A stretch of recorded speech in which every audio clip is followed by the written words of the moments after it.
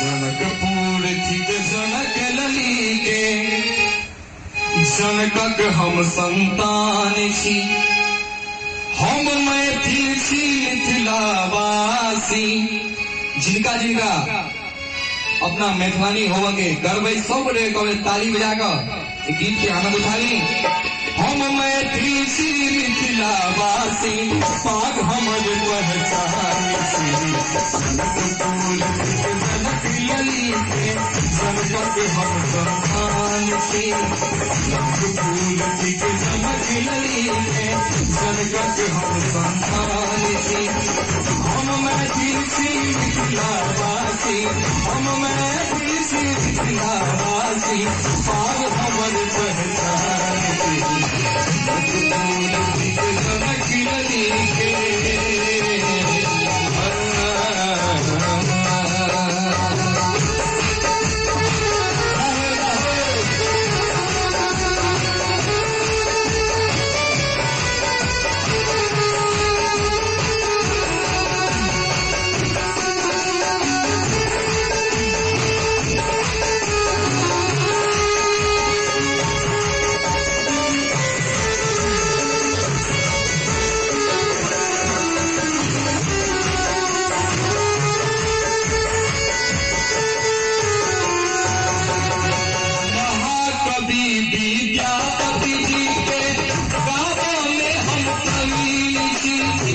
रामायण संगाधा के सब पढ़वा में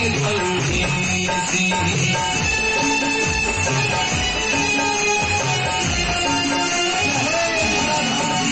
महाकवि विद्यापति जी के हम गावे प्रवीण जी रामायण संगाधा के सब पढ़वा में थी। हम भाई जी हमारा गर्व है चाहे वो गीत हो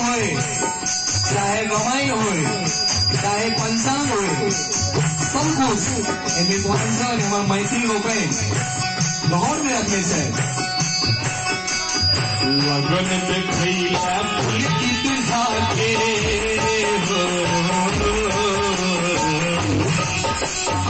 लगन देखैया पुलकित झाके राखत हम पंचांग से लगन देखैया पुलकित झाके राखत हम पंचांग से हम मैथिल छी मिथिलावासी हम मैथिल छी मिथिलावासी पाग हमर पहचान छी जनक लली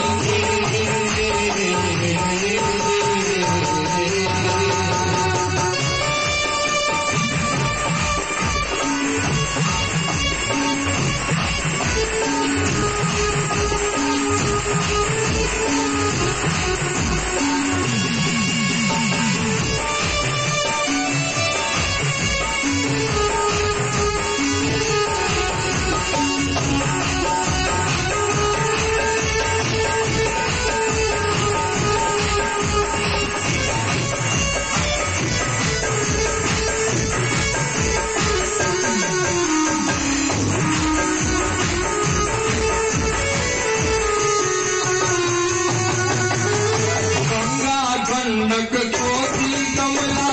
काशी में स्नान करी अपन गोसाउनी के पूजा कर सारी गांव के ध्यान धरी। क्या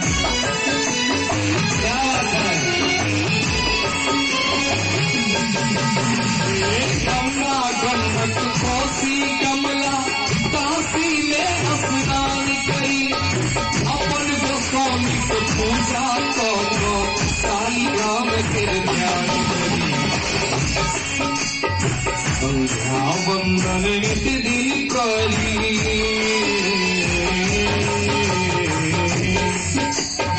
संध्या वंदन नित्य दिन करी कर्म ही हमारे प्रधान की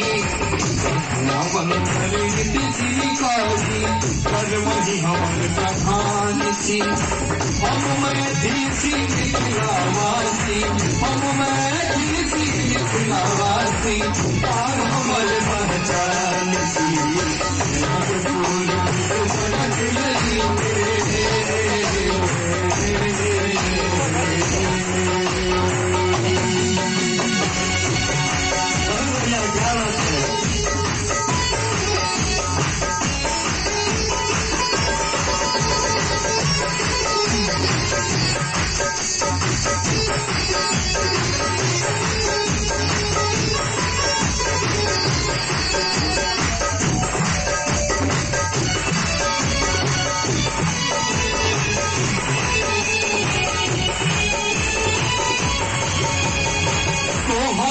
समदोने लगनी गादी जगदम्बा के गीत सुना दी साथ पर तो हम दीप जला जग जननी के साथ दिखा दी